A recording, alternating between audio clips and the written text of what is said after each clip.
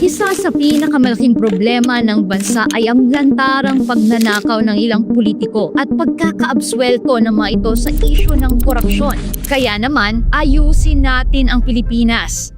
Si Pastor Apollo C. Quiboloy kasama ang taong bayan ang mangunguna sa labang ito. Walang palakasan, walang padrino, lahat ng sangkot sa katiwalian pananagutin. Kung mailuluklok bilang senador, isusulong ni Pastor Apollo C. Quiboloy ang panukala na bubuo ng Truth Commission na siyang magsisiyasat ng mga kaso ng katiwalian sa loob ng mga ahensya ng pamahalaan. Pero anong kakaiba sa komisyong ito?